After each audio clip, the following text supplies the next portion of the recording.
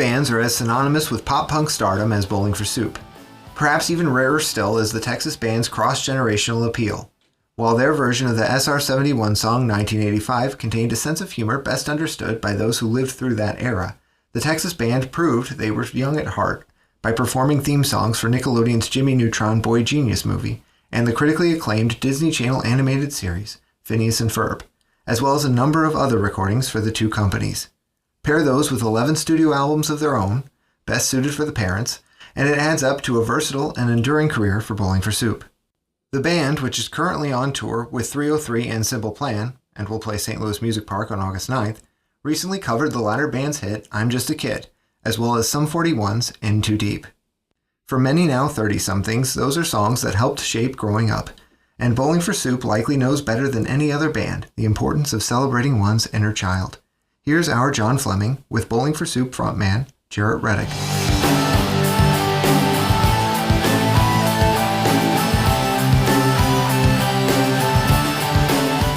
So you're no stranger to playing shows in the St. Louis area, including closing out a tour in 2022. What do you enjoy most about playing in the area?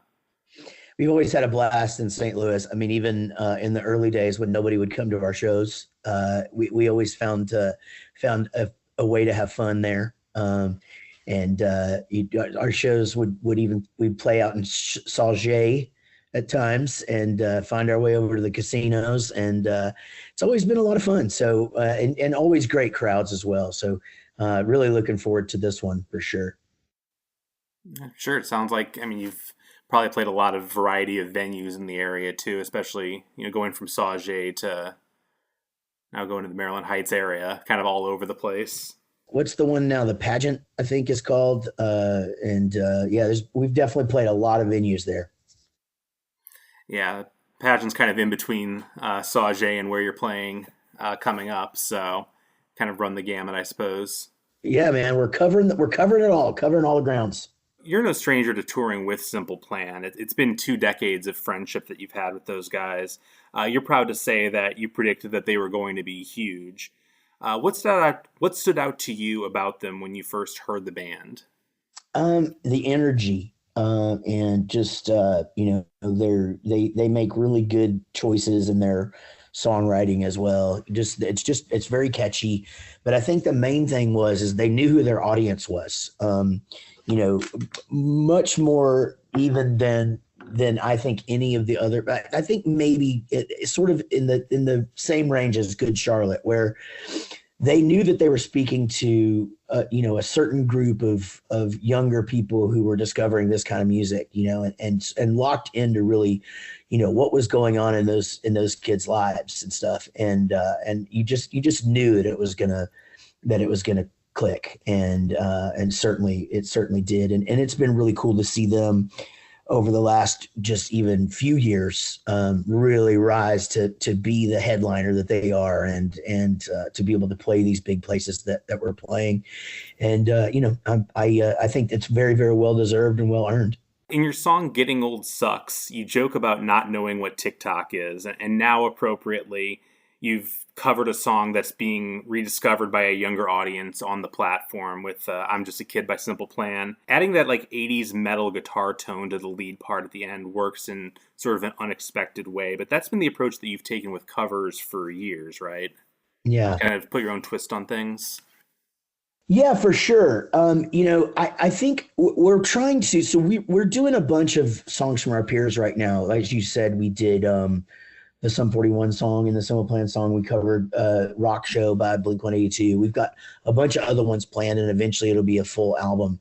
And the idea is to pretty much just leave them intact. But every once in a while, you find a little opening where you can insert a little bit of ourselves in there, and so you take those opportunities when you can. But the main thing that you want to do is keep the song. You want to keep it the way that it goes. And not mess it up too much. Yeah, you want to keep the reason that people like the songs in the first place, and probably the things that drew you to the songs in the first place, but kind of add your own twist. Yeah, it is interesting too, because the way that we picked the songs, we took a lot of different things into consideration, because my favorite Simple Plan song is "I'd Do Anything," and that's their opener, and I just love that song so much. But just the fact that "I'm Just a Kid" is such a phenomenon, it just made a lot of sense for us to pick that one. Take me through the songwriting process of the song "Hello Anxiety." Being able to juxtapose the seriousness of mental health with humor has to be sort of a difficult balance. Yeah, thank you for that question. That is exactly what I wanted to do. I'm somebody that has issues with my mental health. I do suffer from anxiety and depression. I'm medicated and I see therapists, and it's where I do a lot of my work outside of the band is raising awareness and raising funds for an organization called Punk Rock Saves Lives that I work closely with.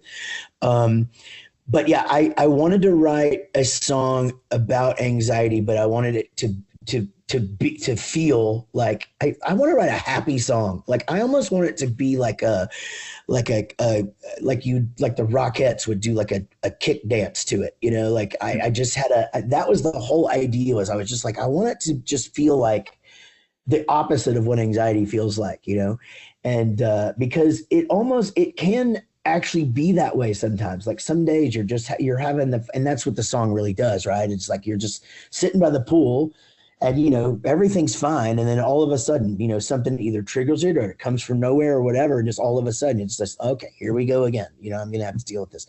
And so yeah, I actually wrote that song with our longtime producer Linus of Hollywood, who I've written a bunch of songs with in the past, and I just gave him that description or whatever. And then we just sort of sat down and just started doing it. Like, hey, this is how the day starts. Like you go out there and you got a flat tire, and then the Uber driver or whatever. And like your day seems fine. And then all of a sudden it just builds up and up and up. And then it's just like, hello, and you almost sort of see this chorus of dancers come out, and they're all, kicking and raising their hands to this thing. But that was the idea, was the juxtaposition of what it feels like to what the song makes you feel like.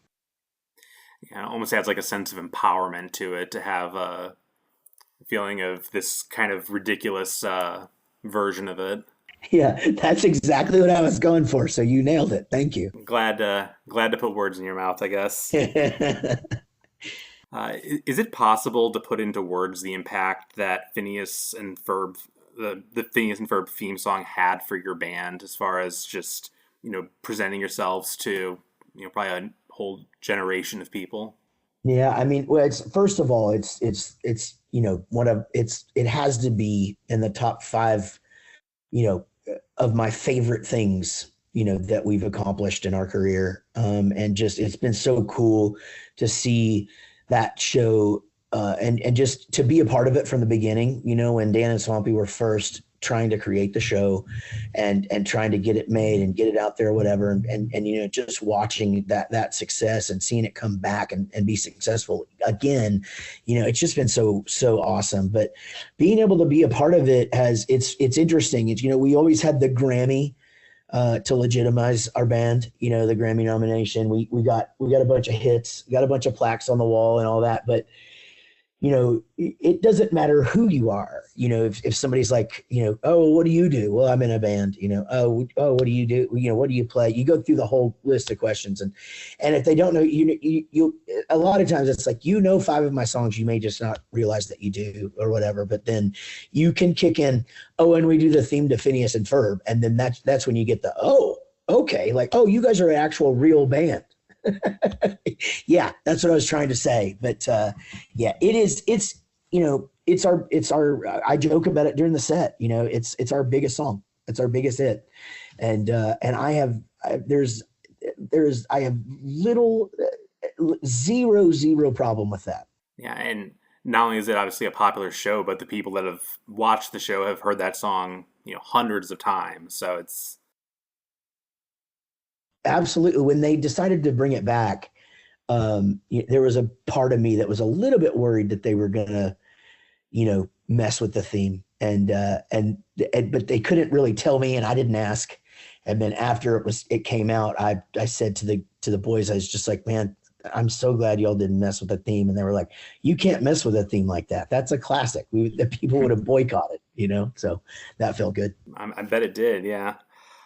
So speaking of kind of the children's entertainment sort of realm, there was a Radio Disney version of 1985 that had more like kid-friendly lyrical changes. Can you talk about the process of doing that version of? Yeah. Basically what had happened is Punk Rock 101 had done really, really well on Radio Disney. So when we went to make A Hangover You Don't Deserve, and, knowing that popularity, I actually wanted to make a whole album, and we did. We made a whole Radio Disney friendly version of the whole album where I changed the words to it.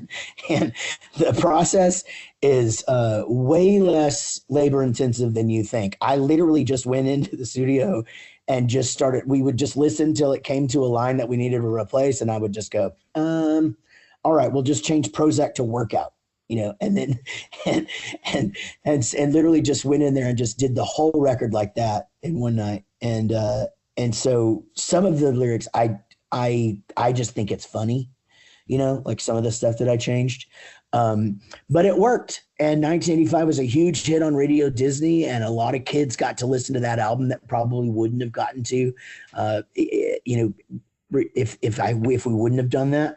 And so I think we actually did that on the next album too. I think we made a version of Great Burrito Extortion Case and did the same thing. But, it was just the successes of that being on Radio Disney and having a whole, being able to get the music to a whole generation of kids that let's face it, really probably shouldn't be listening to Bowling for Soup, at least not without their parents.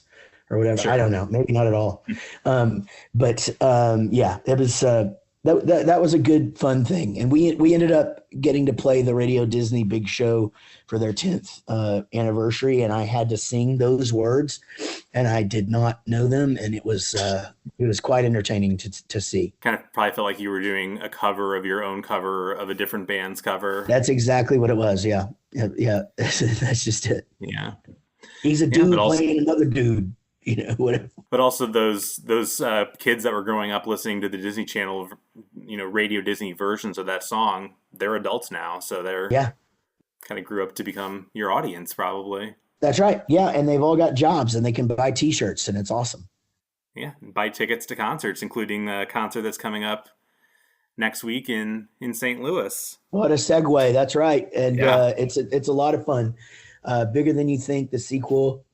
303 Simple Plan and Bowling for Soup, and man, it is a really, really fun night. Get there early, see all three bands.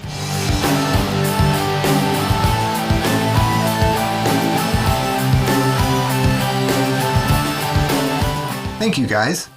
Simple Plan, Bowling for Soup, and 303 will perform at St. Louis Music Park on August 9th as part of the Bigger Than You Think tour, the sequel. For a full list of tour dates, visit bowlingforsoup.com. Their recent singles, I'm Just a Kid, originally by Simple Plan, and In Too Deep, originally by Sum 41, are available on streaming platforms. And for even more from the Texas Rockers, follow Bowling for Soup on Instagram. On behalf of John Fleming, I'm Ben Province for SoundWordCentral.com. Thank you for listening.